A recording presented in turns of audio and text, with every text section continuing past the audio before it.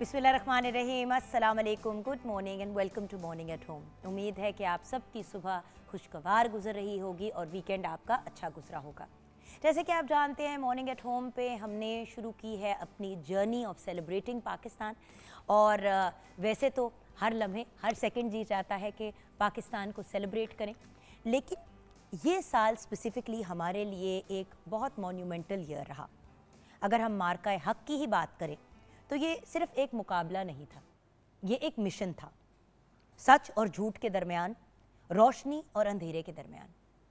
जब मुल्क कभी भी चैलेंजेस का सामना करता है तो आपको पता है कि हमारी पाक फ़ौज और हमारी आर्म्ड फोर्सेस जो हैं, उन्होंने हमेशा साबित किया है कि वो ना सिर्फ हमारी सरहदों के मुहाफ़िज़ हैं, बल्कि अगर कोई भी इंसान मैली नज़र से भी हमें देखेगा तो हमें मुंह तोड़ जवाब देना आता है। ऑपरेशन मार्का हक़ के ज़रिए हमारी आर्मी ने जिस स्ट्रैटेजी, ब्रेवी और अज़्म का मुज़ाहिरा किया, उसने पूरी दुनिया को हिला के रख दिया और एक बहुत ही पॉजिटिव और एक बहुत ही ब्रिलियंट मैसेज एज़ पाकिस्तानीज़ बाहर गया। और अगर आप बात करें एयर फोर्स की स्पेसिफ़िकली, तो एयर फोर्स ने आसमान पर वो कारनामे कर दिखाए जो तारीख़ में सुनहरे हरूफ में लिखे जाएंगे। और इसलिए जब भी हम 10 मई की इस मिशन को याद करते हैं तो ये ना सिर्फ हमारी कामयाबी का ऐलान था, बल्कि पाकिस्तान की सोच, हक़ की सोच और यूनिटी की सोच को भी प्रमोट किया। आज मार्का हक़ पे मुझे लगा कि बहुत ज़रूरी है बात करनी, जहाँ पे हम पाकिस्तान की बात कर रहे हैं। देखें, मुल्क बना लेना बहुत मुश्किल काम, लेकिन मुल्क की दिफा करना और उसे मेंटेन करके उसे एक कामयाब नेशन की तरह पूरी दुनिया में प्रेजेंट करना एक बहुत मुश्किल काम है। और ये तो एक बड़ी नॉन और नॉर्मल बात है कि ममालिक जो हैं अपने आप को प्रोटेक्ट करने के लिए बहुत सी डिफरेंट चीज़ें करते हैं, लेकिन पाकिस्तानियों में जो लेवल ऑफ फेथ, यूनिटी और डिसिप्लिन हमने देखा है, और स्पेशली हमारी आर्म्ड फोर्सेस जिनके साथ हम हर लम्हा हर सांस साथ खड़े हैं, ये हमारी दिफा करते हैं जब हम सुकून से रात को सो रहे होते हैं, और ये एक बड़ा इम्पॉर्टेंट एलिमेंट है। और जब हम दिफा की बात करते हैं और फ्यूचर ऑफ द नेशन की बात करते हैं तो वहाँ पे हम अपने यूथ को कैसे भूल सकते हैं। व्यूअर्स, हमारे यूथ की बहुत मेजर कॉन्ट्रीब्यूशंस है। इवन जब पाकिस्तान बन रहा था तब यूथ ने अनथक मेहनत की और हर लम्हे हर सेकंड अपने एफ़र्ट्स करते रहे। जहाँ पे हम माओं की कुर्बानियों की बात करते हैं और वेरियस डिफरेंट लोगों के एफ़र्ट्स की बात करते हैं, वहाँ पे यूथ के एफ़र्ट्स को आप इग्नोर नहीं कर सकते इन दी इंडिपेंडेंस ऑफ पाकिस्तान। और किसी भी कंट्री की डेवलपमेंट में सबसे बड़ा रोल जो है वो यूथ ही प्ले करता है, और उसकी रिप्लेसमेंट कोई नहीं है।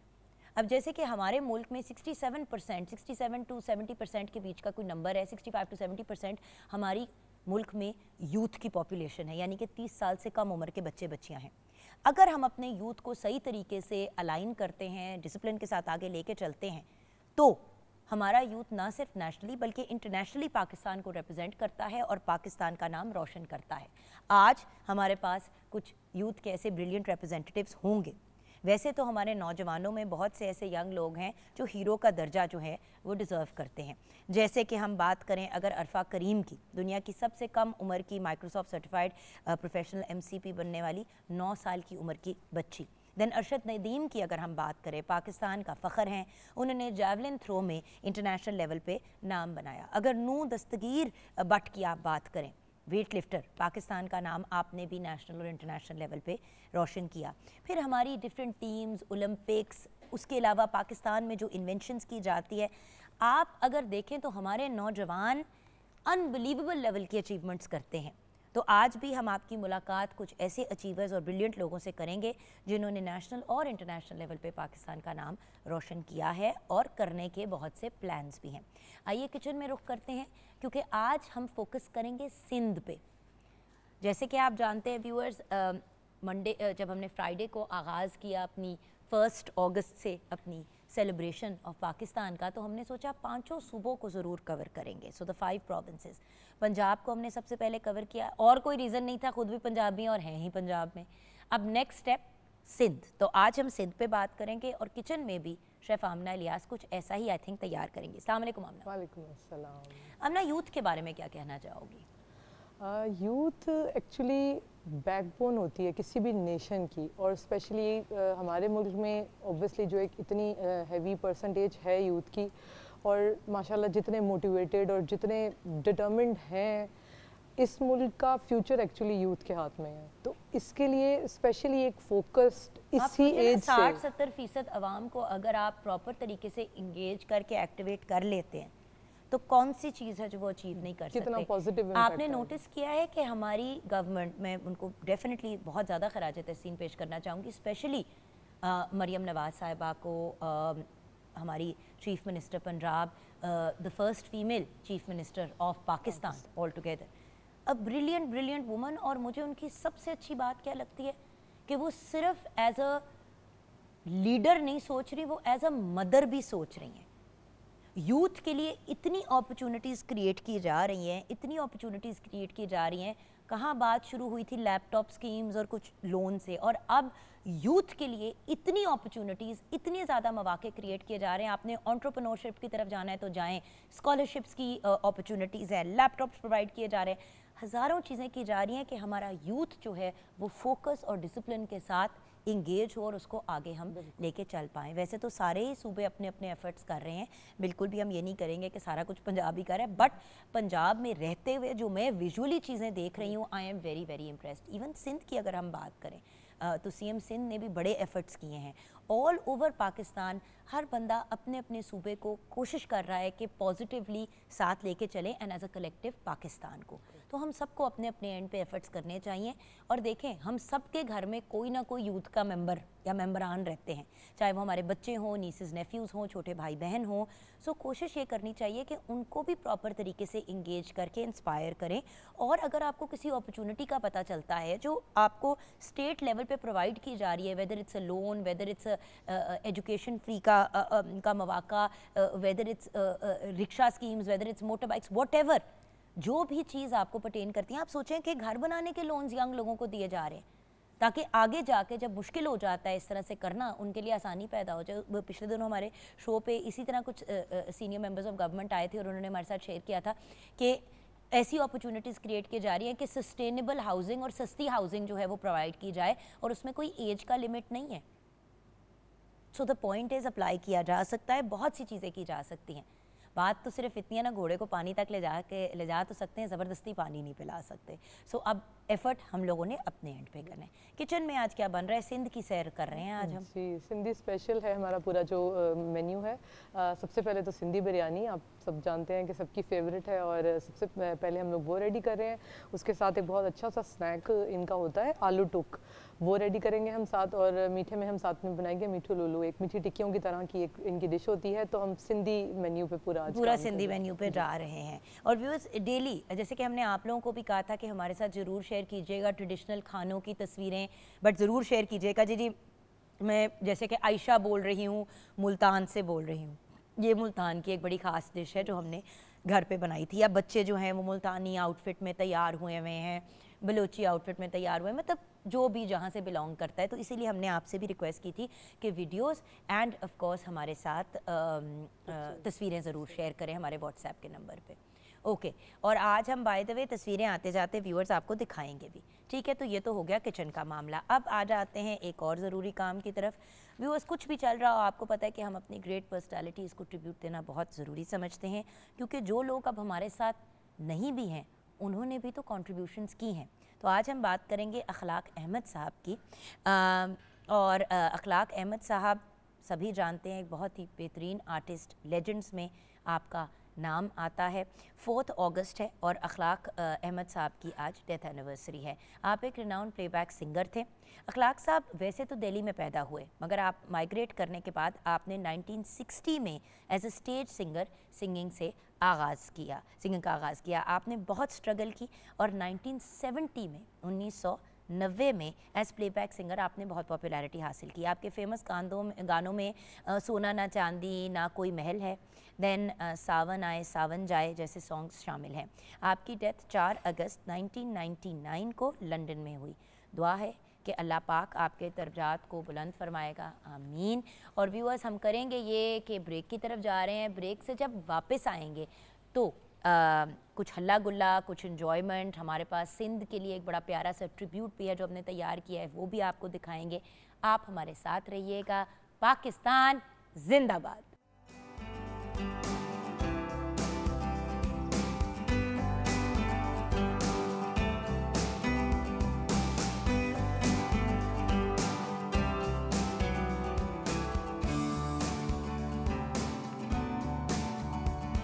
Viewers, the absolutely brilliant अमीर शौकत अली, हमारे लेजेंड आर्टिस्ट शौकत अली साहब के साहबजादे, और कितना खूबसूरत आपने गीत गाया और डेडिकेट किया हमारे यूथ को, क्योंकि यही वो फूल हैं जो कल को हमारे मुल्क को खूबसूरत बनाएंगे। बेशक ऐसे, और बना रहे हैं। बेशक ऐसे। जिंदा है पाकिस्तान तो हम सब जिंदा हैं, बेशक, इसके बिना कुछ नहीं। और इनके लिए भी दुआएं हैं, और जो जितने लोग हमें देख रहे हैं इस टाइम पूरी दुनिया में, पाकिस्तान के लिए बहुत सी दुआएं हैं।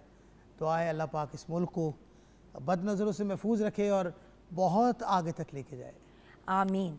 और being a teacher and being an Ustad yourself also, हमने सोचा कि आज के दिन जब हम ये ब्रिलियंट स्टूडेंट्स बुला रहे हैं प्रोग्राम पे, तो अमीर भाई को भी बुलाना चाहिए इनको इनकरेज करने के लिए।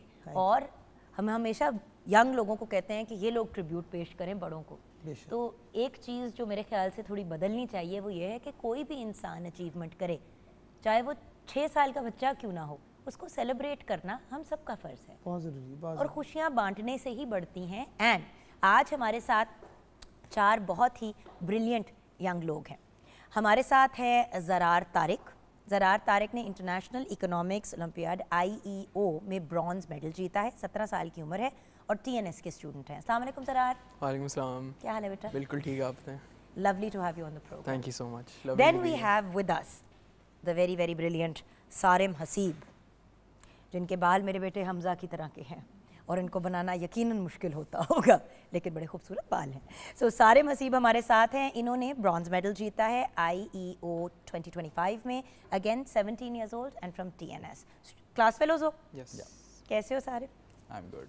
You're आप good? कैसे हैं? वैसी हूँ जैसी हर रोज़ होती हूँ, अजीब सी। Then we have with us the lovely Amina Babar. अब अमीना बाबर राइटर हैं, जर्नलिस्ट हैं और A2 की स्टूडेंट भी हैं। तो बेटा पढ़ाई लिखाई का क्या फ़ायदा, सारा कुछ तो पहले ही बन गई हो। ट्रिनिटी स्कूल से हैं आप एंड इंटरनेशनल इकोनॉमिक्स ओलंपियाड में सिल्वर मेडल माशाल्लाह हासिल किया है। ये competition bye the way viewers 2025 में बाकू में हुआ है, अज़रबैजान में। चीफ मिनिस्टर पंजाब मरियम नवाज शरीफ साहिबा ने पूरा ट्रिप स्पॉन्सर किया था। सो कैसी हो अमीना? ठीक, आप कैसी हैं? अच्छा, अमीना में और आमिना में क्या फ़र्क है meaning wise? So my name, मेरा नाम पहले आमिना होना था, लेकिन फिर मेरे पेरेंट्स ने कहा कि सब इसे आमना बुलाएंगे, तो फिर अमीना कर दिया गया। मुझे नहीं पता मतलब में क्या फ़र्क है। आपके साथ कुछ मेरे वाला ही हुआ ना, असल नाम सईदा मेहरबानो काजिम, बट मेरा नाम जुगन पड़ गया। और अब हर कोई कहता है ये आपका इंडस्ट्री का नाम है। मैंने कहा नहीं जी, मेरे कोई इंडस्ट्री का नाम नहीं है, घर वाला नाम है। Because in Punjab you know how हम लोग रखते हैं छोटा निक्कू। आई एम श्योर आपके घर में नहीं होता, मेरे घर में होता था। And then of course we have with us the team leader. हमारे साथ हैं शाह वली नजमी। आप एज टीम लीडर जो हैं वो IEO 2025 में शामिल हुए। 21 साल के हैं, लम्स यूनिवर्सिटी के राइजिंग सीनियर हैं। अस्सलाम वालेकुम शाह वली। वालेकुम अस्सलाम। तो इन बच्चों का सारा क्रेडिट आपको देना चाहिए हमें, नहीं, या इनके अम्मा अब्बा को ही दें? ये स्टूडेंट्स की अपनी सारी मेहनत है। ठीक है। अच्छा शाह वली, मुझे ये बताइए कि ये क्या मामला है? मैं तो बोलते हुए मुंह टेढ़ा हो रहा है, तो ये है क्या? What is this olympiad? जी, तो ये ओलंपियाड जो है ये इंटरनेशनल इकोनॉमिक्स ओलंपियाड है। इस ओलंपियाड में तकरीबन 60 ममालिक थे और 300 से ज़्यादा बच्चों ने इसमें हिस्सा लिया था। उनमें से एक हमारी टीम भी थी पाकिस्तान की, और इस कंपटीशन के अंदर और कोई पाकिस्तानी टीम्स थी या it was just you guys? एक पाकिस्तानी टीम थी और सिर्फ। आप लोग थे? हाँ जी, हम थे। ठीक है। और यानी इसके कि अंदर पूरे पाकिस्तान में से व्यूअर्स, इन बच्चों ने जाके पाकिस्तान को रिप्रेजेंट किया। होता है ना कभी कभी 4-4, 5-5 टीम्स होती हैं और उनमें से कोई, so you were the only one selected and the only one जो गए वहाँ पे। जी। अमेजिंग। जी, और इस कंपटीशन के अंदर 3 हिस्से थे। इकोनॉमिक्स का था, फाइनेंस का था और बिज़नेस केस का था। पूरी टीम को हर को इंडिविजुअली हर कंपटीशन के अंदर जो था, जो हिस्सा लेना था, और उसमें आपकी MCQs की टेस्टिंग होती है, आपके ओपन एंडेड क्वेश्चंस की टेस्टिंग होती है, और वो सारी इसकी तैयारी जो थी, इन बच्चों ने तकरीबन 3-4 महीने लगातार अपनी दूसरी स्टडीज़, ए लेवल्स की स्टडीज़, IB की स्टडीज़ को साथ मैनेज करते हुए बाकी कमिटमेंट्स को उन्होंने इसकी तैयारी की थी, जो कि एक बहुत एडवांस लेवल की यूनिवर्सिटी लेवल पढ़ाई इनको साथ साथ लेकर चलनी पड़ी थी। बिल्कुल सही। सो मीना, हाउ इज़ योर, मतलब ये आप इसका हिस्सा कैसे बनी?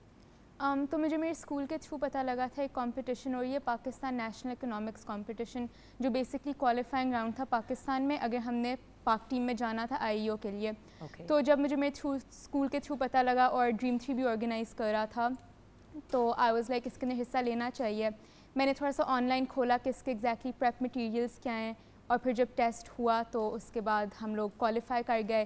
फिर उसके अंदर एक दो और आप लोगों ने क्वालिफाई करना था अपने अपने एंड पे। जी, ये तो फिर बाद में आप लोगों की एक टीम बनी, यानी कि आप एक दूसरे को, आप दोनों के अलावा एक दूसरे को आप लोग नहीं जानते थे या जानते थे पहले? एक दूसरे का पता था ज़रा और मुझे पहले से, एंड थोड़ा बहुत म्यूचुअल्स के थ्रू, बट बहुत से जैसे एक दो और बच्चे कराची और इस्लामाबाद से थे तो नहीं जानते थे उन्हें। No, but like in the sense that आप लोगों ने खुद तो टीम नहीं बनाई, क्वालिफिकेशंस के बेस पे टीम बनी, राइट? क्योंकि वो भी एक चीज़ होती है कि आप लोग खुद ही फिर अगर सेलेक्ट हो जाते हो तो then you can develop a team. So वो भी प्री डिसाइडेड था, यानी कि बीच में कोहिसिवनेस हो ना हो कोई गारंटी नहीं थी। ये भी तो होता है ना, टीम इंडिविजुअली समटाइम्स बंदा बड़ा अच्छा परफॉर्म करता है, लेकिन जब टीम में डाल देते हो तो वो नहीं कर पाता कभी कभी। जी, ओके, सो देन आप इसका हिस्सा कैसे बने?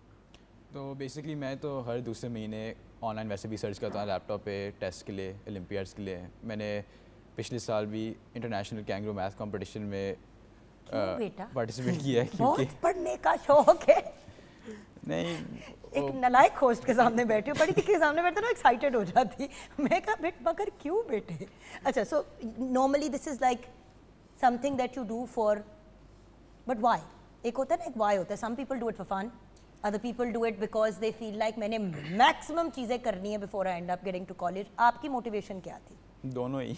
दोनों एक तो बात है कि मज़ा होता है थोड़ा बहुत टेस्ट देने में, क्योंकि जैसे हम तो बाकू गए हैं 10 दिन के लिए, तो मज़ा ही बनता है ना। तो मुझे एज अ मैस्कॉट ले जाती एवं मैं दरख्त बन जाती वहाँ पे खड़ी होती। और ये भी बात है कि यूनिवर्सिटी से पहले सब कुछ करना ट्राई करना ज़रूर है। तो आपने ऑनलाइन चेक किया and you found out about it? हाँ, मुझे नज़र आ गया था पाकिस्तान नेशनल इकोनॉमिक कंपटीशन, और मैंने उसको अप्लाई किया। जी, मुझे भी स्कूल से ही पता लगा है। अच्छा, स्कूल से पता चला? आप इनकी तरह रिसर्चेस तो नहीं करते ना? हाँ, नहीं। अच्छा, okay, लेकिन इकोनॉमिक्स का शौक तो था मेरा, बिकॉज मैं पहले खबरें ही पढ़ता था, उसमें इकोनॉमिक्स की बातें आती थी, तो मैंने उधर से बेसिकली शुरू किया था। उसके बाद थोड़ी सी और रिसर्च की इकोनॉमिक्स में एज अ सब्जेक्ट, फिर जाके मैंने अपने DP1 में लिया था एज अ सब्जेक्ट, तो फिर काफ़ी शौक मेरे में पैदा हुआ था। उसके बाद मैं मेरे स्कूल से ही आया था कि ये Pakistan national economics competition. Was there an age limit कि कितनी एज से कितनी एज तक ट्राई कर? Age limit was under 18 basically, तो हाई स्कूल के 12 साल पे भी बच्चे कर सकते हो अप्लाई? कर सकते हैं इफ़ यू वांट। नहीं, there are kids, I mean Arfa Karim वगैरह जैसे बच्चे भी तो है ना, वो जीनियस लेवल के। वैसे तो एक मुझे लग रहा है यहाँ पे उस टाइप का, लेकिन मैं उसकी तरफ ज़्यादा निशानदही नहीं करूँगी। एनीवे, सो चावली, तो टीम फिर कैसे बनी? अब ये सब इन्होंने किया, आप सब सेलेक्ट हो गए, यस, राइट? आप इसका हिस्सा कैसे बने? आप तो यूनिवर्सिटी में हो जी, आप तो लामस में हो जी। तो एज ए टीम लीडर जो मेरा रोल था वो यही एग्जैक्ट और टीम लीडर सेलेक्ट कैसे होता है? जी, तो मेरी जो थी वो hiring Pakistan national economics competition जो था और ड्रीम 3 जो था, इनके दरमियान से मिलके की गई थी। और मेरा रोल एग्जैक्ट यही था कि पहले हमने एक टीम को जो टेस्ट बनाना था, टेस्ट को एग्जीक्यूट करना था। उसके बाद इनका एक बिज़नेस केस था, उसकी प्रेजेंटेशंस हुई, उन प्रेजेंटेशंस को कंडक्ट किया। उसके बाद जो है इनके वाइवाज लिए, इनके इंटरव्यूज़ हुए, ताकि एज अ टीम भी इनकी बॉन्डिंग देख सकें कि इनकी कैसी पर्सनैलिटीज़ हैं, कैसी बॉन्डिंग हो सकती है इनकी आप आपस में। लोगों का कोई इंटरनेशनल एक्सपीरियंस इससे पहले था इन टर्म्स ऑफ कॉम्पिटिशन्स? अम्मा अब्बा के साथ तो बंदा चला ही जाता है, I am talking about competitions. Not really, ये मेरे लिए तो पहला ही था। पाकिस्तान में किया? मैंने तो ऑनलाइन टेस्ट लिए हुए हैं, लेकिन जाके तो ये जाके पहली दफ़ा किया। या मेरा भी ऑनलाइन था, लेकिन इन पर्सन ये पहला था। अच्छा, यानी कि ऊपर से it was also the first experience of going in a foreign place. अपने मुल्क में रिप्रेजेंट करना मुख्तलिफ बात होती है, 4 लोग हूटिंग करने के लिए तो बैठे होते हैं, राइट? वो नहीं, बड़ा हौसला होता है। इसीलिए तो हमेशा कहते हैं जब पाकिस्तान और इंडिया का अगर मैच होता है, जिस मुल्क में होता है वहाँ पे उनको ज़्यादा सपोर्ट मिलती है, राइट? सो इसीलिए न्यूट्रल टेरिटरी प्रेफर करते हैं। होम टीम एडवांटेज तो होता है, होम टीम का एडवांटेज होता है, तो वो तो आपके पास था ही नहीं। अच्छा, सो देन अब आपने इनकी तैयारी कैसे कराई? देखिए जहाँ तक ये पहुँच गए, very smart, very brilliant, hand picked, कितने स्टूडेंट्स थे टोटल? टोटल 5 थे जो टीम, जिन्होंने फाइनल टीम के 5 अंदर और किया। आप लीडर थे, छठा इंसान, यानी कि 6 लोग थे। आज 2 बचे हमारे साथ नहीं, उनके नाम भी ले लो बेटा। उनका सारा शहजाद और अयान न्याजी, वो ठीक। कराची और लाहौर से हैं। और तो आज उन्होंने उन्होंने क्या क्या उनकी अचीवमेंट्स क्या थी? जी, उनको ऑनरेबल मेंशंस मिली थी। उनका रिजल्ट जो एवरेज से अबव था, तो उनको ऑनरेबल मेंशंस honorable मिली थी, mentions ठीक है। सो यानी द होल टीम माशाल्लाह परफॉर्म्ड वेरी वेरी वेल। अब तैयारी इनके लिए काफ़ी एक were you the boss of the तैयारी, या ये खुद ही अपनी नहीं थोड़ा सा क्या था? Did you have to become an command and control center वाला रोल उस्ताद था। टाइप, जिस तरह मैं उस्तानी बन जाती हूँ कि बेटे अब आपने इतने बजे से, did you have to do that? हाँ, थोड़ा सा इनके लिए सख्त होना पड़ता है शुरू में, ज़रा इनको इनके साथ में सख्ती था ताकि एक दफ़ा इनकी तैयारी हो जाए। तो इनकी दिन में 2 क्लासेस होती थी, मंडे टू फ्राइडे जो थी तकरीबन 1.5 आवर की 2 क्लासेस होती थी, और फिर सैटरडे संडे को 2-2 घंटे की 2 क्लासेस होती थी। और इस सब के साथ इनको जो है असाइनमेंट्स और आर्टिकल्स की रीडिंग, समरी, ये सारा कुछ भी इसके साथ साथ चलता था। प्लस संडे को इनका एक और एडिशनल लास्ट टेस्ट भी ईयर है होता ना था। IB का? अब जाने लगे लास्ट। अच्छा, जाने लगे हो। हाँ, बिकॉज मेरे हमजा का भी 17 की उम्र पे तो उसको तो होश ही नहीं थी कि वो आ रहा है, कि वो बेचारा जा रहा है, क्योंकि द पॉइंट इज वो because he is now in college in Canada. तो मुझे याद, तो that's when I was reading, I was like 17 साल के बच्चे, तो ये तो मेन टाइम होता है। और आपका भी बड़ा पीक टाइम चल रहा होगा लम्स जी। पे भी एज अ राइजिंग सीनियर। जी। What is a rising senior by the way बेटे? राइजिंग सीनियर का मतलब मेरा 3rd ईयर कंप्लीट हो गया, now I am going to start my 4th year in university. यानी कि सब ने सोचा कि बहुत सी चीज़ें ऑलरेडी ज़िंदगी में चल रही हैं, ये पंगा लेना ज़रूरी है। नहीं, बहुत अच्छा है कि आपने लिया, हमारा नाम रोशन हो गया। अच्छा, क्या ये पाकिस्तान में पहली दफ़ा हुआ है? Like what does this mean for Pakistan? Pakistan के लिए मींस इंटरनेशनल रिप्रेजेंटेशन, क्योंकि पाकिस्तान यूजली इस तरह के ओलंपियाड्स में इतना हाईलाइट नहीं होता रहा। यूजली जो आपकी USA, UK, स्विट्ज़रलैंड, बच्चों को पता ही नहीं होता कि हो रहा है, पता ही नहीं होता कि हो खुद रहा कर है। ले, कोई रिसर्च तो कर ले। खुद ढूंढ ले, खुद कर ले, तो वो होता है इस तरह आपका। और फिर उसको एक प्लेटफॉर्म दे के एक ऐसे लेवल पे इनको लेके जाना कि वो उन कंट्रीज़ के साथ कम्पीट कर सकते हैं। तो आई थिंक इट शोज़ कि पाकिस्तान जो है वो आगे बढ़ रहा है और आगे और फील्ड्स के भाई अंदर आप करेगा ये। सोचें कि पाकिस्तान से हैंड पिक कर करके लोग इंटरनेशनली ले जाते हैं, उनको इमिग्रेशंस दे देते हैं, उनको बाहर का स्टेटस दे देते हैं। क्यों? टैलेंट तो है, अपॉर्चुनिटीज़ की कमी है। और बात ये कि ये बात तो आप लोगों ने प्रूव कर दी कि अपॉर्चुनिटीज़ खुद क्रिएट की जा सकती हैं अगर इंसान जाके हिस्सा ले, पार्टिसिपेट करे। ये भी तो हो सकता था कि कोई भी बंदा ना क्वालिफाई करता या टीम ही ना पूरी बन पाती, ये भी तो हो सकता था। अच्छा अमीना, आपका एक तो experience and of prepping and the whole तैयारी, वो क्या प्रोसेस थी? सो प्रेपरेशन, ये आप तीनों से सवाल है। एक तो प्रेपरेशन ये थी कि हमारी क्लासेस होती थी जो मैंडेटरी थी कि सब ने अटेंड करनी है, लेकिन उसके अलावा I think the major chunk of it was कि खुद अपनी करनी है। तो ओ लेवल्स के अंदर मेरे साइंसेस थे और मैंने इकोनॉमिक्स का कुछ नहीं पढ़ा था, तो मैंने समर ब्रेक में सोचा कि ओ लेवल का पेपर दे देती हूँ। तो दैट वाज ऑल कि खुद की पढ़ाई करनी है। तो इसीलिए इस दफ़ा भी मैंने अपना टारगेट बना लिया कि आई थिंक 2-3 दिन बिफोर द एग्ज़ाम मैंने कहा बुक के 17 चैप्टर्स एक दिन में करती हूँ। मैंने सुबह बुक खोली, इंटर्नशिप पे बैठी होती थी और पूरी खुद से लाइक एक चैप्टर हो इंटर्नशिप गया। वाले इसको बिल्कुल भी वो ना दें, अब तो मिल सर्टिफिकेट गया ऑफ कंप्लीशन सर्टिफिकेट। बिल्कुल नहीं देना इसको। तो वहाँ पे साथ साथ ये कर रही होती। जी, अमित भाई, ये किन पढ़े लिखे बच्चों में हम फंस गए हैं? एग्जैक्टली ये बच्चे ठीक नहीं है। मैं अर्ज कर रहा हूँ इनकी माशाल्लाह। बातें सुन के माशाल्लाह मैं ये सोच रहा हूँ कि हाउ टाइम फ्लाइज। और हम क्या करते रहे हैं? कल की बात लगती है कि अब खैर अपना आप इतना बड़ा नहीं लगता, लेकिन इनको देख के लगता है कि यार टाइम हैज गॉन एक्चुअली। हम डिबेटिंग कंपटीशन का हिस्सा बनते थे या नात कंपटीशन का हिस्सा बनते थे या हमारे लिए होता था या पोएट्री रेसिटेशन का हिस्सा बनते थे। तो बड़ा अपने आप को सोच रहा था चौधरी साहब बड़ा हम कच करके आए हैं। मैं रावियन हूँ, गवर्नमेंट कॉलेज लाहौर से पढ़ा हूँ। तो मैं जब obviously when I went to the college तो हमें ये होता था कि यार अब्बा वगैरह का दौर तो बहुत ही पुराना था। इनफैक्ट बड़े भाई का दौर जिन्होंने मतलब 92, 94 में किया अपना ग्रेजुएशन किया, मैं कहता यार ये तो बड़ा ओल्ड, हम तो we are living in today इनको देख के लगता है कि यार ये 100 साल पे बात की बात हाँ मीर भाई आप बहुत बुजुर्ग हो गए। इट्स बीन 100 years आप मैं नहीं हाँ मैं हम दोनों बहन भाई बुढ़ा खेलेंगे, ठीक है। ओके सो बेटा लेट्स अब आपकी तरफ आते हैं, क्योंकि हमारी मस्खरेबाजी तो कभी नहीं खत्म होगी, ये एक हम दोनों की कलेक्टिव प्रॉब्लम है, दोनों भाई बहन की। सो सारे व्हाट अबाउट यू, आपकी क्या प्रोसेस थी? पहले तो 3 घंटे दिन में गायब हो जाते क्लासेस की वजह से जो शावली लेते थे। उसके बाद वो होमवर्क भी देते थे। कोई फ़ायदा भी होता था उस क्लास का कि नहीं? मैं नहीं बताऊंगी शावली को, मुझे बताओ। नहीं होता था हमने तो आधा सिलेबस कवर करना था बहुत जल्दी, तो क्लासेस बहुत ज़रूरी थी।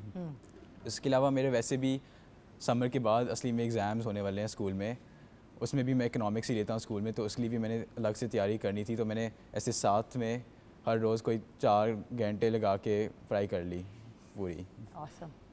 और कलेक्टिवली भी और इंडिविजुअली भी आपकी प्रोसेस क्या थी? लंबे सेशन, लंबे असाइनमेंट्स, टफ था लेकिन काफ़ी एक्सटेंसिव था। खुली आंखों के साथ सोए 2-3 दिन? मुझे तो कोशिश तो की है बट नहीं, आई वाज लकी क्योंकि हमें इतना अच्छा जो कोच जो मिल गया था एंड में, उन्होंने काफ़ी थॉरली हमें सब कुछ समझाया था। एंड जब हम इनसे सवाल करते थे तो he would stop to go back and teach the concept again. But दूसरी बात ये है कि आसान नहीं था, मुश्किल था। फर्स्ट ईयर की किताबें हम पढ़ रहे थे, तो यस मुश्किल था, लेकिन ये बात भी है कि हमारा स्कूल जो है ना वो ख़त्म हो गया था। लेकिन पुत्र रद्दा काम भी तो हो गया ना। अब जब when you go into first year you can actually go and have fun versus all the other students who are going to have to study. ये भी तो एक फ़ायदा ना, एक क्लास तो कवर हो गई। ये फ़ायदा है। अगले साल के लिए भी इकोनॉमिक्स की पढ़ाई आई डोंट थिंक इतनी करनी नहीं बेटा कर लेना प्लीज़, वरना ऑनर ये गुफ्तगू हो रहा है, आप सबके अम्मा अब्बा पहुँच जाएंगे मेरे सिर पर डंडे मारने के लिए कि तुमने कहा था इनको ऑनर। फाइनली अपनी कामयाबी का क्रेडिट किसको दोगे? ऑब्वियसली आप लोगों के इंडिविजुअल्स एजुकेशनल इंस्टीट्यूशंस हैं और फैमिलीज़ भी हैं, क्योंकि अब हमने अपना ये वाला सेगमेंट क्लोज करना है। शावली आप किसको क्रेडिट देंगे, किसको? इसमें मल्टीपल स्टेक होल्डर्स होते हैं, तो सबसे पहले तो आई थिंक कि हमारे पेरेंट्स आते हैं जिन्होंने हमें इतनी मेहनत करके हमारे साथ, क्योंकि मुझे याद है कैसे हमारी मदर ख़ुद हमें पढ़ाती हैं और आज हम इस मुकाम पे पहुंच सके हैं। बाद में ऑब्वियसली आपके मुल्क की अपनी सपोर्ट भी होती है, जो सीएम मरियम नवाज़ ने हमारा ये सारा स्पॉन्सर किया, उनके बगैर हम वहाँ नहीं जा सकते थे। तो I think multiple stakeholders होते हैं और सब मिल के जो है हमें इस प्लेटफॉर्म तक पहुँचाते हैं। मैं यही वाली बात अभी प्रोग्राम के आगाज़ में भी कर रही थी व्यूअर्स से कि at the end of the day जब तक हमारे leaders not just as leaders but as parents भी सोचना शुरू हो जाएंगे, because she herself is a mother and also very focused on Pakistan की direction, going in the right direction. 67 to 70% आप लोग हो अंडर 30, जब तक आप लोगों को केटर नहीं करेंगे हम कैसे आगे बढ़ सकते हैं? जी अमीना, किसको दोगी अपना? मैं सिर्फ एक कोई बंदे को नहीं दूंगी, बिकॉज आई फील लाइक सब ने बहुत हेल्प की। नंबर 1 तो मेरा स्कूल ट्रिनिटी, उन्होंने बहुत ज़्यादा सपोर्ट किया, गाइड किया ड्यूरिंग द इंटायर प्रोसेस। उसके अलावा मेरे बाबा लाइक उनको अगर आता भी नहीं था ना, अगर मैं उनसे सवाल पूछती थी कि ये कैसे करना है, तो फिर वो खुद बैठ के गूगल पे थोड़ा लाइक आई थिंक पूरी रात एक दफ़ा वो उठे रहे थे, उन्होंने खुद रिसर्च करने की कोशिश की, फिर मुझे सुबह समझाया था। एंड लास्टली सर शावली, क्योंकि लास्ट डे पे मुझे याद है हम लोग बैठे हुए थे तो मुझे एक सवाल हो ही नहीं रहा था मेरे से, एंड आई थिंक उन्होंने 3-4 दफ़ा समझाया था। एंड तक मुझे नहीं याद अगर समझ आ गया था या फिर नहीं, लेकिन आई समझाते रहे यप सब ने बहुत सपोर्ट किया था। बाय एंड में ट्रीट दी थी इस लड़के ने कि नहीं? मुझे पता है कि इस वक्त उसको ना सबका बनने का शौक हुआ है, लेकिन है तो 21 साल का। ट्रीट दी थी कि नहीं दी थी, या बस सिर्फ अपनी अभी ड्यू है इनको उस्ताद ने? बड़ी बुरी बात है शावली, एम टरखा दिया। ठीक है, मैं आपसे अभी ब्रेक में बात करती हूँ। जी बेटा। मेरे लिए तो 3 ग्रुप्स पे जाते हैं। एक तो है कि माय पेरेंट्स, जो मेरी अम्मी तो हर 20 मिनट बाद पूछती थी कि आपको कुछ चाहिए, आपको कुछ मदद चाहिए। हर रात मेरे अबू भी घर आके पूछे थे कि आपको कोई कॉन्सेप्ट नहीं समझ आया, मैं आपको समझा देता हूँ। दूसरी बात है कि सर शावली, जिसने हमें हर रोज़ 3 घंटे के लिए पढ़ाया है, बहुत मेहनत की, होमवर्क भी दी। और लास्टली तो सीएम पंजाब, जिसने हमें फ़ंड किया, स्पॉन्सर किया, जिसके बगैर ये ट्रिप पॉसिबल नहीं होता। What about you? मेरे लिए तो सेम आंसर है। मेरी अम्मी तो फाइनेंस पढ़ाती हैं लम्स में, तो उस काफ़ी पढ़े लिखे, माँ बाप भी पढ़े लिखे, काफ़ी आई थिंक मुझे उससे सॉर्ट ऑफ हेल्प मिली है। ऊपर से माय डैड एज वेल, वो भी इकोनॉमिक्स पढ़ के आए हैं यूनिवर्सिटी में, तो both of them were great help. तो I don't think parents के बगैर कुछ भी हो सकता है possible. उसके अलावा स्कूल ऑफ कोर्स TNS ने काफ़ी सपोर्ट दी है, specially our principal Ian Riley, उन्होंने भी काफ़ी सपोर्ट दिया हमें.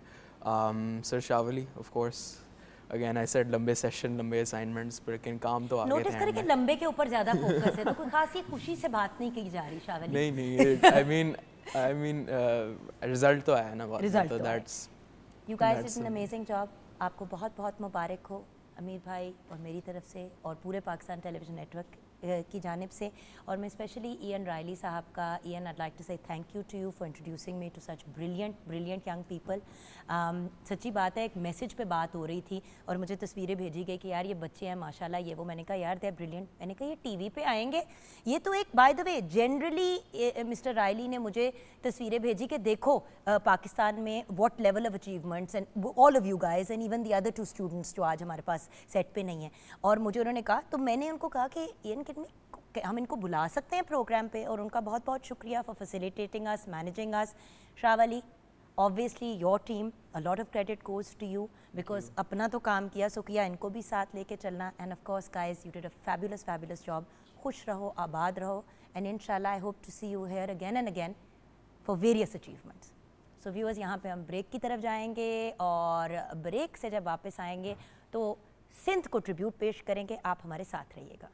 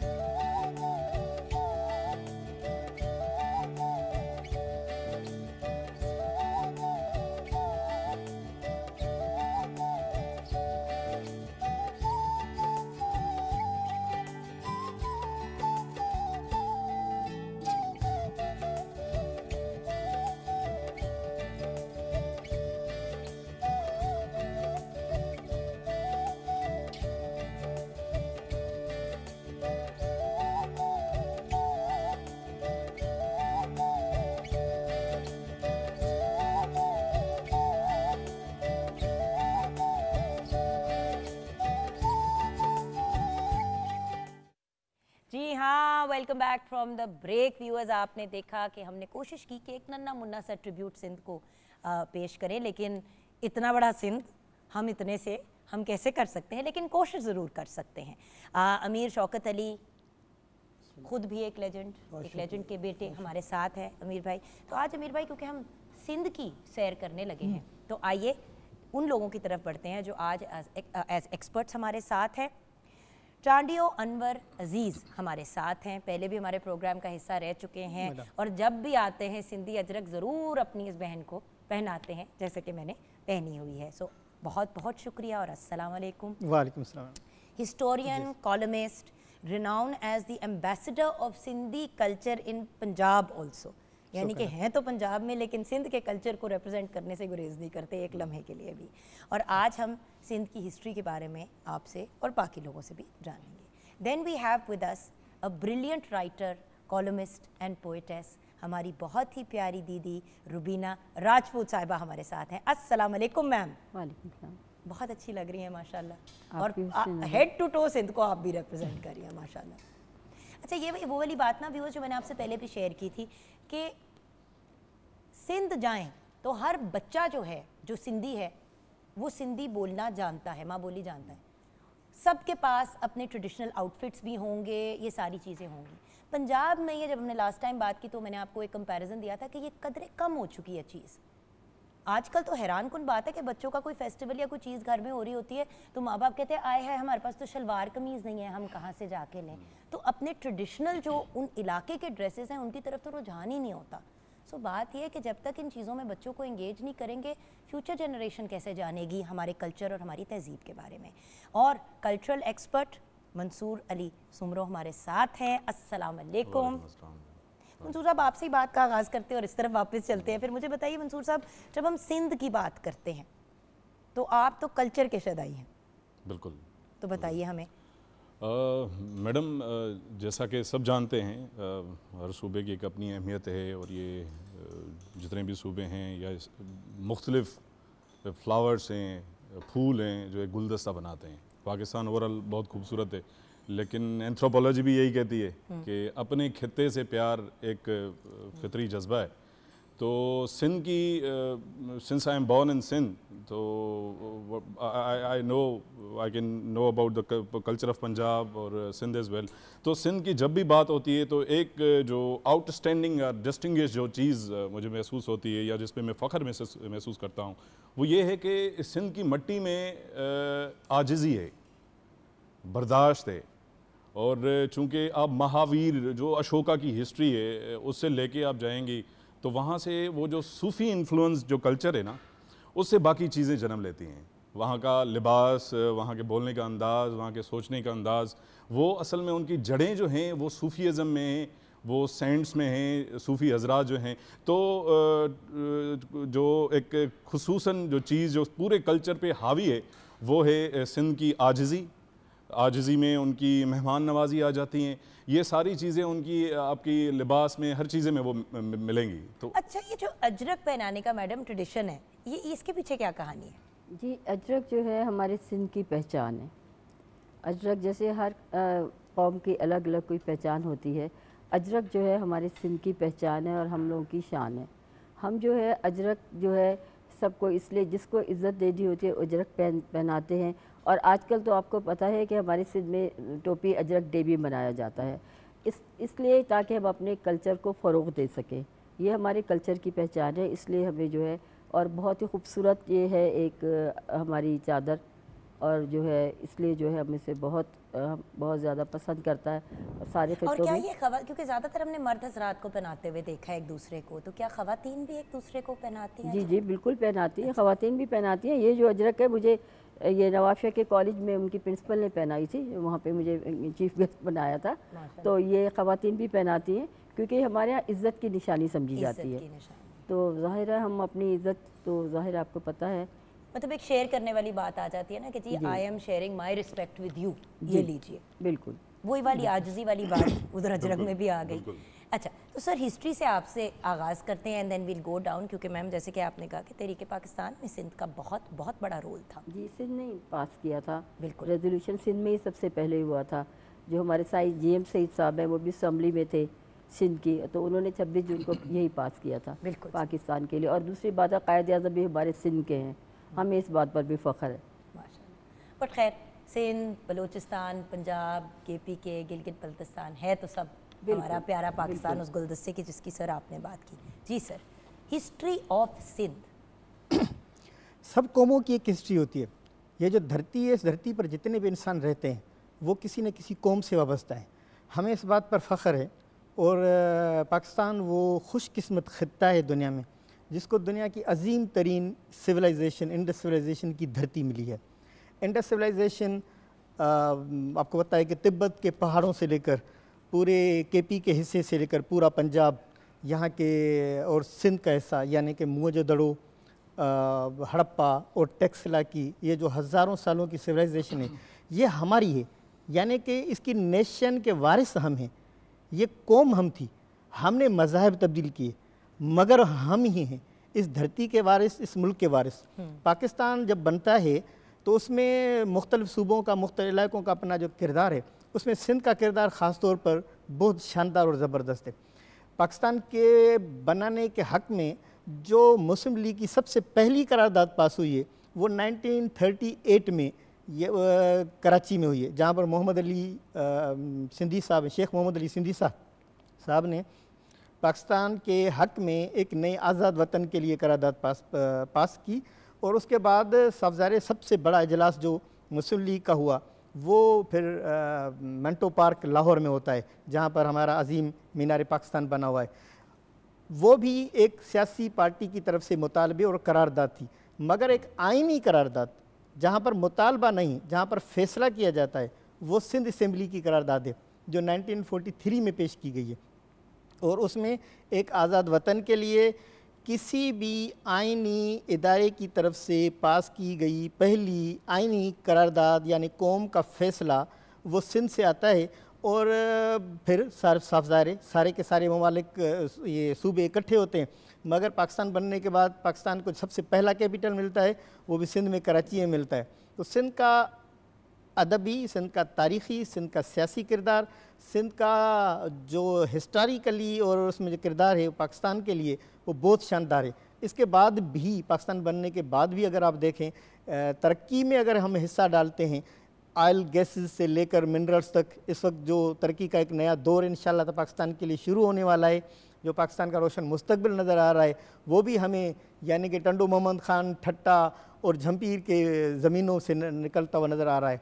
और हमें पाकिस्तान का सबसे बड़ा पोर्ट वो कराची में है, वो शानदार है। और उसके अलावा यानी कि पाकिस्तान में जो आइनी तौर पर जो काम किया है पाकिस्तान के जितने भी सूबों ने, वहाँ के पॉलिटिशियन में, उसमें भी सिंध का बहुत शानदार किरदार रहा है और इंशाल्लाह ताला ये हमेशा जारी रहेगा। बिल्कुल सही। और यहाँ पे अब ऑफ कोर्स हमने कुछ अहम पर्सनालिटीज़ की भी व्यूअर्स बात करनी है, उसके अलावा हमने तारीख़ी मकामात की भी बात करनी है और खाने सौगात की भी बात करनी है। लेकिन अमीर भाई कुछ सुना देंगे तो?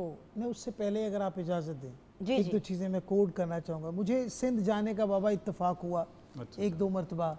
एक मरतबा अपने वालिद शौकत अली साहब के साथ वहाँ जाने का इत्तेफाक हुआ।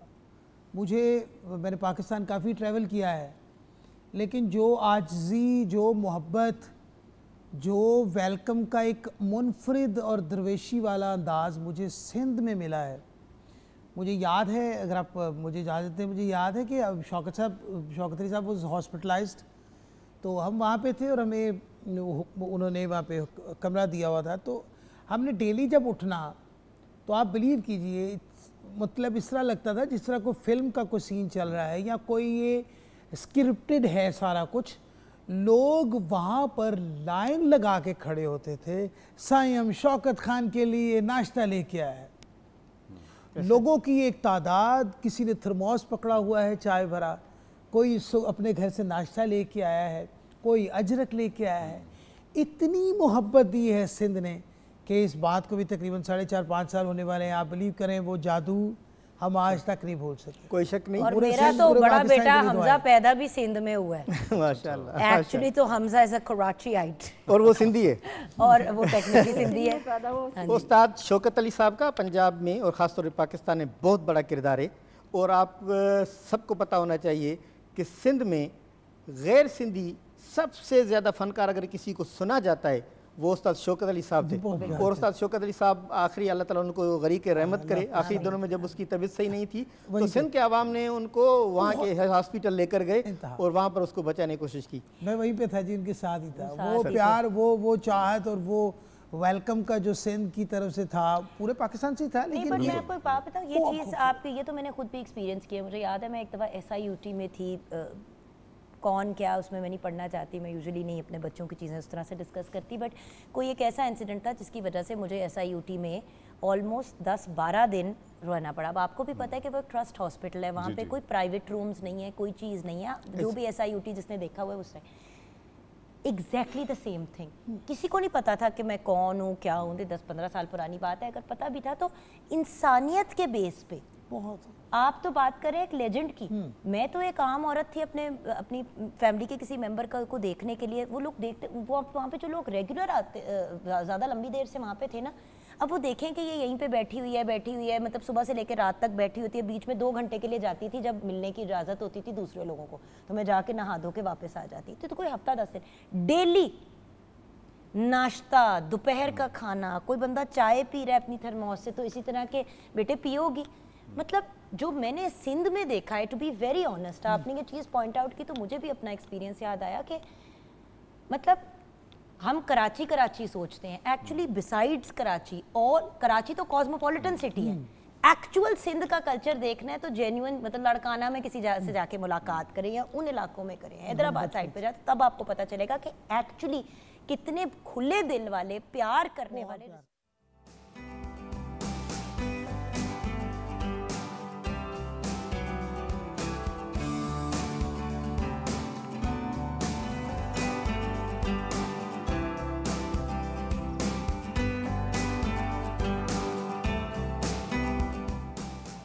जी हाँ, ये तो चिप्स से लग रहे हैं। जी, ये आलू टुक है।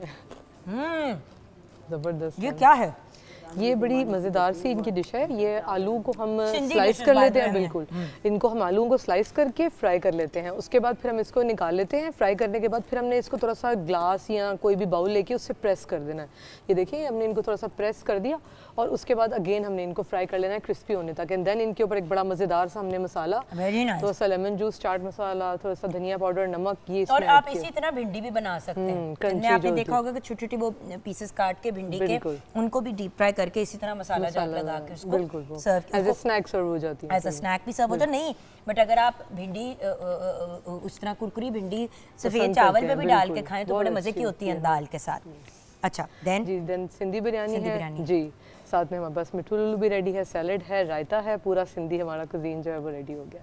तो इन मीठी टिक्कियों में और आपकी वाली और जो इसमें थोड़ा सा डिफरेंस ये है कि ये शीरा इनका रेडी करके पहले और उसके साथ फिर गूंदा है हमने इसको इस तरीके के साथ, फिर हमने इनको एज इट इज जो है वो पैन पे फ्राई कर लिया। एंड सिंधी बिरयानी और रेगुलर बिरयानी में क्या फ़र्क है?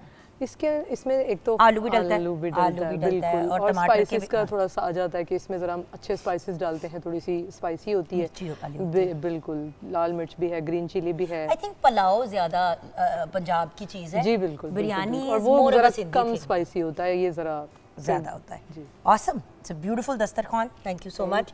अब जहाँ पे खाने पीने की बात हो रही है तो मैडम अगर हम बात करें सिंध की सौगात की, जैसे कि अब खाने पीने में भी तो देखें ना, हर प्रोविंस पीछे तो नहीं है। अब अगर आप KPK की बात करें तो वहाँ पे दुम्बे की कढ़ाई और टिक्के वगैरह हो गए, मुँह में पानी आ रहा है ना। हाँ, मुझे भूख लग रही है। सिंध की बात करें तो सबसे पहले बिरयानी दिमाग में आती है, लेकिन सिंध की सौगात क्या है मैडम? हमारे सिंध में तो सौगातें ही सौगातें हैं, क्योंकि सिंध की सौगात की बात की जाए, सिंधी बिरयानी तो आपने अभी जिक्र किया है, सिंधी बिरयानी, लेकिन हमारे यहाँ जो पल्ला होता है, एक फ़िश की किस्म है पल्ला, तो पल्ले को बहुत तरीक़ों से बनाया जाता है।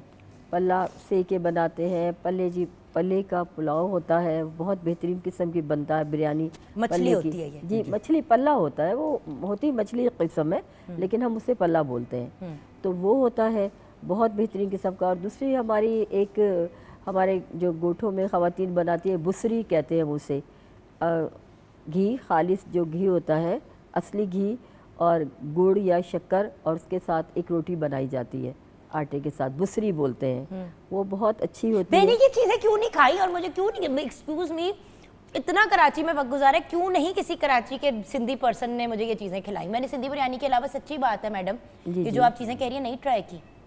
और बुसरी जो बेनज़ीर भुट्टो को भी बहुत पसंद थी। हाँ जी, बुसरी जो है एक ऐसी सौगात है सिंध की, जो सिर्फ सिंध के ही लोग, और पल्ला जो है सिंध के ही लोग। और हमारे यहाँ चावल की रोटी बनाते हैं सिंध में, बहुत अच्छी बनती है, पर इस तवे पे नहीं बनाते, वो ख़ास उसके लिए तवा होता है बट्टी का, उसको हम दांगी बोलते हैं, उसके ऊपर बनाते हैं, वो बहुत लजीज बनती है। अच्छा, चावल की जो मानी होती है। और इसके अलावा जो मीठे चावल होते हैं वो भी बहुत अच्छे तरीके से बनाए जाते हैं। बहुत सी हमारी सिंध में चीज़ें जो बहुत अच्छी बनाई। जैसे कि देखिए मुल्तान जाते हैं तो मुल्तानी सोन हलवा होता है, तो सिंध से कौन सी चीज़ अगर कोई वैसे ट्रैवल करे मैडम? हमारे हैदराबाद में रबड़ी, हैदराबाद की रबड़ी, और हैदराबाद का बॉम्बे बेकरी है हमारी, उसका जो केक है आप यकीन कॉफ़ी वाला, उसके कॉफ़ी वाले हर फ्लेवर, आप यकीन करें, मैं अमेरिका गई हूँ, बाहर गई हूँ, मैंने कभी भी वैसा केक का टेस्ट नहीं है। उसका जो टेस्ट है 100 साल से भी ज़्यादा हो गए उसको, बेकरी को, लेकिन उसका टेस्ट वही है और बहुत बेहतरीन। Awesome. और हमारी रबड़ी वहाँ की हैदराबाद की, और बॉम्बे का केक, और अलमंजिर पे चले जाएं आप, वहाँ का पल्ला, तो क्या बात है, क्या बात है। अच्छा, अब जहाँ पे हमने पर्सनैलिटीज़ की थोड़ी सी बात की, सर आपने, जानी साहब ने उसको कवर किया कि वो लोग जिन्होंने तरीके आज़ादी तक तो नहीं है, सिंध की जर्नी तो उससे बहुत पहले से स्टार्ट हुई है। बिल्कुल ऐसे ही है मैडम, क्योंकि देखें वैसे ही सब कॉन्टिनेंट में, बरे सगीर में अगर देखा जाए तो एक तो बाबुल इस्लाम सिंध को कहा जाता है, वहाँ से ही इस्लाम का एक आगाज़ जो हुआ, और आते जाते, और eight the end of day Pakistan की जो आइडियोलॉजी है वो देखें इस्लाम पे ही बेस करती है। तो वो देखें जो एक किक स्टार्ट होता है प्रोसेस, वो वहीं से होता है। पर्सनैलिटीज़ और किरदार तो madam, to be very honest अगर मैं कहूँ तो हर वो शख्स जो सिंध पे बात करे वो एक किरदार ही है, एक शख्सियत ही है, लेकिन वो शख्स जिनके कद जो है ना तारीख़ में और अभी भी हाल में भी देखा जाए तो उतनी ही रही है वो मैं ये कहूँगा कि शाह अब्दुल लतीफ़ भिटाई जो हैं, उनका जो आप पॉलिटिक्स में देख लें, आप रूहानियत की जैसे बात करते हैं, सिंध जो है उसमें जैसे मैंने अर्ज़ की कि सिंध जो है ना डाउन टू अर्थ, और उसका असर जो है वहाँ की पोइट्री का, और पोइट्री जो फ़िक्र जो है वो जो असल जो रूहानियत की बातें हैं, सूफ़ियों की जो बातें हैं, आम लोगों को समझाने के लिए शाह अब्दुल लतीफ़ ने बहुत ही खूबसूरत अंदाज में आम लोगों तक पहुँचाया। तो जैसे ही शाह लतीफ़ ने फरमाया है कि जेतू बेतबाया से आयतू आइन, what you thought of couplets they are Quran in real. तो इस पे ये सवाल पैदा होता है कि शाह लतीफ़ ने तो उमर मारी का किस्सा बयान किया है, ससी बनू का किस्सा बयान किया है, और हीर रांझे नूरी जाम तमाची का है, तो ये फिर इश्किया लोग समझते हैं, लेकिन असल जो इनका मकसद है वो कुरान मजीद को समझाने के लिए ऐसे आम मिसालों में बताया गया है कि that should be understandable for a layman even. जैसे मिसाल देता हूँ क्योंकि टाइम बिल्कुल मखसूस है और इसमें जल्दी जल्दी बहुत सारी बातें बतानी है, तो उसमें जैसे उमर मारी का किस्सा है, लोग समझते हैं कि ये कोई इश्क का बयान है, इश्क का किस्सा है जो शाह लतीफ़ ने बयान किया है, लेकिन वो खुद ही कहते हैं जेतू बेतबाया से आया तो आइन, जो तुम अशार समझ रहे हो वो तो कुरान है। उसमें ये देखें जो मारी है, मारी इज़ दी रूह, और जो उमर है वो नफ्स है। जो कोर्ट की बात होती है सिंबॉलिक किया, ताकि उसे कोई भी आप शेर पढ़ें और देखें where it takes you, like मुंह मुझो सुमरा मर मेरो योए, my face remains dirty for ever, Sumro and Marvi is a conversation between conscience is the soul, मता मारुन चोय धोती दुरान में, may if I face Allah in life or after he may ask me कि मैंने तुम्हें भेजा था और तुमने क्या काम किया। तो ये देखें मैडम, वहाँ के सिंध के कल्चर में, वहाँ की सियासत में, वहाँ की हर चीज़ में जो है ना एक शख्सियत जो हावी है हर चीज़ पे, फ़िक्र में, आपके लिबास में, हर चीज़ में, वो शाह अब्दुल लतीफ़ भिटाई में समझता। अच्छा, यहाँ पे हमें ब्रेक में जाना है और बच्चों ने हमारे साथ कुछ अपनी पेरेंट्स ने और बच्चों ने हमारे साथ कुछ वीडियोस और चीज़ें शेयर की हैं। हमने कहा था कल्चरल ड्रेसेस और सौगात वगैरह की अपने अपने इलाकों की, तो वो हम देखते हुए ब्रेक में जाएंगे। ब्रेक के बाद जब वापस आएंगे तो सर टोटल फोकस अब आप पे होगा और आप हमें गाइड करेंगे कि वो कौन सी जगहें हैं जो विज़िट करने को बनती हैं या जो थीं और अब नहीं हैं कि उनका ख्याल नहीं रखा गया या वट एवर। सो वो इलाके जहाँ पे अगर हम लोगों को इंस्पायर करें सिंध से रिलेटेड, तो व्यूअर्स आप भी ज़रूर गौर से सुनिएगा कि कौन कौन सी जगहें हैं जाके देखने वाली। अक्सर लोग मेरी तरह जाके कराची से होके आ जाते हैं, रियलाइज़ नहीं करते कि सिंध कितना वास्ट और कितना खूबसूरत है। सो ये हम डिस्कस करेंगे ब्रेक के बाद। अभी ज़रा बच्चे और फैमिलीज़ की तस्वीरें देखते हुए जाते हैं।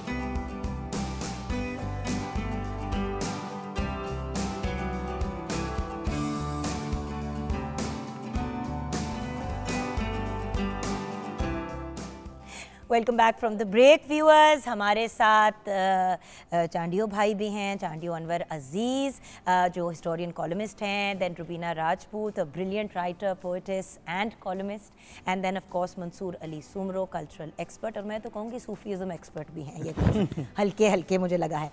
अच्छा भैया, हमने आपको चुप करके बिठाया हुआ है बड़ी देर से, अब हमने आपसे जाना है भाई, अगर फॉर एग्ज़ाम्पल कोई बंदा ट्रैवल करना चाहता है सिंध अपनी फैमिली के साथ, और सिंध में जो इलाके हैं, मैं आपको भी ब्रेक में क्या कह रही थी और मैडम आप भी फिर मुझे करेक्ट कर रही थी कि एक मोहट्टा पैलेस है जिसके बारे में आजकल सारे एक्साइटेड हैं कराची में, और ये नहीं रियलाइज़ करते कि मोहट्टा पैलेस तो एक कतरा है इतने बड़े दरिया के अंदर। जी सर। ऐसा ही है, मोहट्टा पैलेस एक कतरा ही है एक दरिया में। सिंध से हमारी उनसियत तो साफ ज़ाहिर जज्बाती और एक ईमानी की कैफियत सी है। मगर सिंध बहुत बड़ा एक खूबसूरत पाकिस्तान का सूबा और ख़त्ता है, जहाँ पर समंदर भी है, जहाँ पर पहाड़ी सिलसिले भी हैं, जहाँ पर बहुत बड़ा सहरा है पाकिस्तान का, जहाँ पर बहुत बड़ा मैदानी इलाका है। वहाँ पर आपको दलदलें मिलेंगी, वहाँ पर आपको शानदार किस्म की बहुत बड़ी झीलें मिलेंगी, वहाँ पर आपको तारीख़ी हिस्टोरियन और कदीम तरीन सबसे बड़े किले मिलेंगे। मैं अगर सिर्फ रनीकोट की बात करूँ तो रनीकोट दीवार चीन के बाद सबसे बड़ी दीवार है दुनिया में। दीवार चीन के बाद सबसे बड़ी दीवार, जिसको यानी कि दीवार सिंध कहा जाता है, सैकड़ों मीलों पर मुहित एक शानदार किस्म का किला। किसने देखा हुआ है? सच बताएं कि जो सिंध साइड पे गए हुए हैं, किसने देखा है उसको अभी तक? यही मसला। तमर के जो जंगलात हैं, जो समंदर को और दरिया सिंध के मैदानी इलाकों को आपस में मिलाते हैं, क्या खूबसूरत वो इलाके हैं। वहाँ पर ट्रैवल किया है? बिल्कुल। और वहाँ पर आप पाकिस्तान में अगर समंदर में जाकर ट्रेवल करना चाहें, समंदर में जाकर आप सर्फिंग करना चाहें, फ़िशिंग करना चाहें, तो सिवाय सिंध कराची के हार्बर्स के अलावा और आपको कहाँ मिलेगा? कराची, केटी से लेकर शाह बंदर तक बहुत सरसब्ज़ और खूबसूरत इलाके हैं। सिंध तो व्यूअर्स एक बहुत मेजर टूरिस्ट अट्रैक्शन है, अगर उसको सही तरीके से मज़ीद और डेवलप कर लिया जाए। सूफीज़म के हवाले से अगर हम उसकी टूरिज़म को देखें तो कलंदर लाल शहबाज से लेकर शाह भिटाइए, सच्चल और सामी की दरगाहें बहुत बड़ी, जहाँ पर हज़ारों नहीं लाखों लोग वहाँ पर आते हैं। वहाँ पर कराची को डूबने से वो जो पूरी एक है वो जरा बताएंगे? वो एक बड़ी मिथ है, जिसके मिथ है, लेकिन लोग यकीन तो करते हैं ना। अब्दुल्ला शाह साहबी के हवाले से कहते हैं, अब्दुल्ला शाह साहबी के हवाले से कहते हैं। तो इस तरह से बहुत सारे दूसरी उनकी दुआओं की वजह से कभी कराची डुबा नहीं, ये बात बेसिकली कही जाती है। देखिए हम पंजाबियों जो सुनते हैं हम वही उसी पे आगे चलते हैं, जबकि ये मिथ है। वो तो एक किले, मगर हमारा जो सबसे बड़ा पाकिस्तान का ओपन म्यूजियम है दो, एक खीथर रेंज है, जहाँ पर आप पूरे जो जंगली हयात है वो आपको वहाँ पर शिकार करने पर चूंकि पाबंदी है, तो खीथर रेंज पर आप गाड़ियों में जाकर वो जंगली हयात को आंखों से देख सकते हैं। और उससे भी सबसे ज़्यादा खूबसूरत, आप मतलब एक तरह से जिस तरह अफ्रीका में आपने देखा है व्यूअर्स के, आप अफ्रीका में सफारीज पे जाते हैं, तो आप कराची में भी सफारी पे जा सकते हैं। और ऐसी सफारी आजकल गवर्नमेंट ऑफ सिंध ने शुरू की हुई है थर पार करने। थर में तो सफारी ट्रेन शुरू की गई है government of Sindh culture department की तरफ से। और वहाँ का जो कारूझर है, कारूझर हमारे रूह का हिस्सा है। कारूझर पहाड़ के साथ लोगों की एक उनसियत है। और थर में और कारूझर में जब बारिश होती है तो सिर्फ थर के लोग नहीं, पूरे सिंध के लोग खुश होते हैं। यानी कि एक अजीब कैफियत है वहाँ पर कि आप थर के नहीं हैं, फिर भी थर में बरसात हो तो आप खुश हो जाते हैं। या ये वही है एक रूहानियत का, पूरे सिंध का एक अंडरस्टैंड जो कल्चर है। लाड़काना में आपको तजर बिल्डिंग से लेकर वहाँ पर एक बड़ी शानदार इमारतें हैं। लाड़काना तो मैंने 2 महीने गुजारे हैं ड्रामे की शूट पे। साइका ड्रामा वहाँ पे शूट हुआ था, वहाँ पे मेहताब राशदी साहिबा जी बिल्कुल, लाड़काना बिल्कुल साथ में उनका घर है। हमारा भी घर उसके बिल्कुल मैं उधर ही रही ना। मैं 2 हफ्ते वहीं पे थी, बट कोई बाहर ही नहीं निकलने देता था कि इस तरह नहीं घूमना बाहर। यकीनन आपका ख्याल करते होंगे। नहीं, वो असल में सखर को आप देखें, पंजाब से ये ऑलमोस्ट 15 साल पुरानी बात है।